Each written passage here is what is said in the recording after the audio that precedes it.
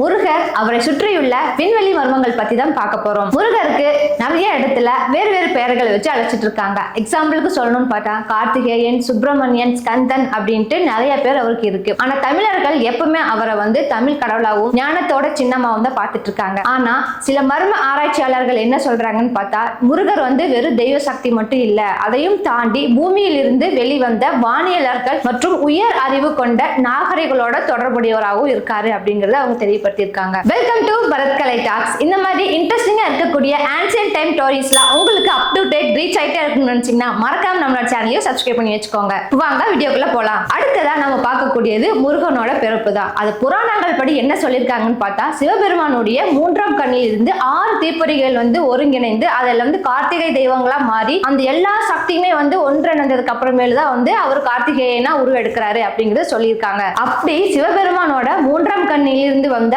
6 தீப்பொறிகளையும் நவீன வானிலை ஆராய்ச்சியாளர்கள் என்னவா மென்ஷன் பண்றாங்கன்னு பாத்தீங்கன்னா அந்த 6 தீப்பொறிகளும் உயிர்களின் சக்தி கதிர்களா மென்ஷன் பண்றாங்க. கார்த்திகை நட்சத்திரத்தை அந்த ஆராய்ச்சியாளர்கள் என்னவா மென்ஷன் பண்றாங்கன்னு பார்த்தாங்கன்னா பீலியட்ஸ் நட்சத்திரா அப்படின்னு மென்ஷன் பண்றாங்க. அது உண்மையாலவே வானிலையில இருக்கு. அதுக்கு பேரு தான் Krittika Nakshatra. This beautiful image is from a telescope that has a focal length of 417 millimeters, giving us a field of view.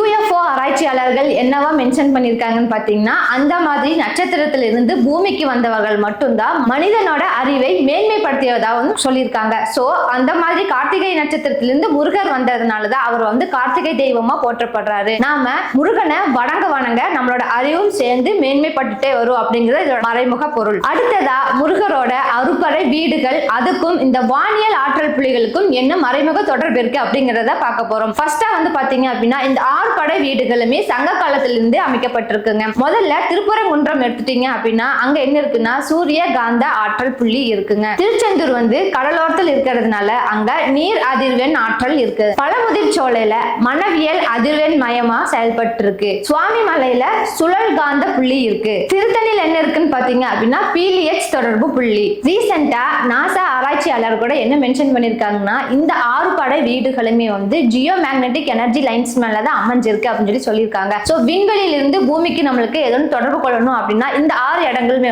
பெர்ஃபெக்ட்டா இருக்கும். அடுத்தது சித்தர்கள், ஏலியன், அது ரெண்டுக்கு கூடிய முருகனுடைய தொடர்பு பத்தி தான் இன்னைக்கு நம்ம பார்க்க போறோம். நம்மளுடைய தமிழ் சித்தர்கள் நிறைய பேரு முருகரையும் விண்வெளியும் பத்தி அவருடைய நிறைய நூட்கள்ல தெரியப்படுத்தியிருக்காங்க. அதுல ஒரு சித்தரா நாம போகரை பார்த்தோம் அப்படின்னா நவபாஷ்ணா சிலையை உருவாக்குனதே அவர் தான். அவர் என்ன அவரோட நூல்ல சொல்லியிருக்காருன்னு பாத்தீங்கன்னா அண்டத்தில் இருந்து வரும் சக்தி கதிர்களை பயன்படுத்துவது பற்றி விவரித்துள்ளார். அடுத்ததா அகத்திய சித்தர் என்ன சொல்லிருக்காங்கன்னு பாத்தீங்கன்னா விண்மீன்களில் உயிர்கள் இருக்கிறதா மென்ஷன் பண்ணியிருக்காரு. பழனியில இருக்கிற போகரோட குகையில பாத்தீங்க அப்படின்னா விண்வெளியில் இருக்கிற சில சிம்பிள்ஸ் எல்லாமே கல்வெட்டா அவரோட அறையில இருக்கு. அடுத்ததா முருகர் கிட்ட இருக்கக்கூடியது என்னது வேல். அந்த வேல் ஒரு விண்வெளி ஆயுதமா பயன்படுத்தப்பட்டிருக்கு. நாம முருகர் கடவுளா வணங்கிட்டு இருக்கோம். அவர் கையில இருக்கிற வேலையும் சேர்த்து நாம கடவுளாக பார்த்து வணங்கிட்டு இருக்கோம். ஆனா அந்த வேலுக்கு பின்னாடி ஒரு எனர்ஜி இருக்கிறதா ஆராய்ச்சியாளர்கள் சொல்லியிருக்காங்க. நாசா அதுக்கப்புறமேல் இஸ்ரோ விஞ்ஞானிகள் என்ன சொல்றாங்க அப்படின்னு பாத்தீங்கன்னா இதுக்கு பின்னாடி பிளாஸ்மா பீம் டெக்னாலஜி அந்த வேலுக்கு பின்னாடி இருந்திருக்கலாம் அப்படிங்கறத மென்ஷன் பண்றாங்க. சமீபத்தில் கிடைத்த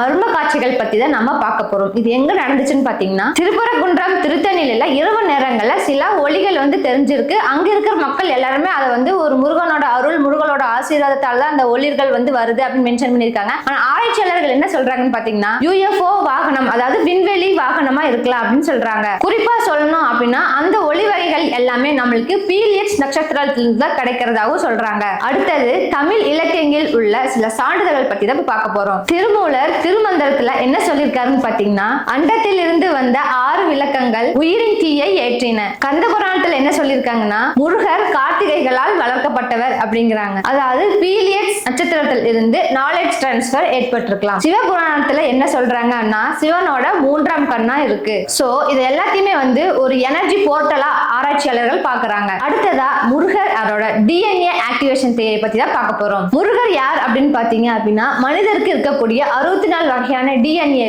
ஆக்டிவேட் பண்ணி விடுறதுல வல்லவரா இருக்காருன்னு சொல்லியிருக்காங்க. அவர் கையில இருக்கக்கூடிய வேல் தான் பயோ எனர்ஜியா இருந்து மனிதனோட உள் உணர்வை திறக்கக்கூடிய கீயா பயன்படுத்துது. இதனாலதான் முருகரை நம்ம எல்லாருமே ஞான ஞானப்பழம் கொடுத்த கடவுள் அப்படின்னு அன்போடு அழைக்கிறார். முருகர் வந்து வெறும் தெய்வம் மட்டும் இல்லாம விண்வெளி அறிவியலோட சின்னமாவும் இருக்காரு. மனித குலத்தை உயர்ந்த அறிவுக்கு வந்து வழிநடத்தி கொண்டு போற ஆற்றல் மிகுந்த தெய்வம். இந்த மாதிரி சில சின்ன விஷயங்கள் எல்லாமே வந்து முருகரை பத்தி நம்மளுக்கு தெரிஞ்சிருக்கலாம். ஆனா அவரை பத்தி முழுசா தெரியணும் அப்படின்னா இந்த பிரபஞ்ச ஆற்றலையே நம்மளுக்கு தெரிஞ்சா மட்டும்தான் அவரை பத்தி நம்மளால நல்லா புரிஞ்சுக்க முடியும். உங்களுக்கு தமிழ் கடவுளான முருகர் மீது ரொம்ப அன்பும் அக்கறையும் இருந்துச்சு அப்படின்னா கமெண்ட்ஸ்ல பாசிட்டிவா டைப் பண்ணுங்க. இந்த வீடியோ பிடிச்சிருந்தா லைக் பண்ணிக்கோங்க. தேங்க்யூ ஃபார் வாட்சிங்.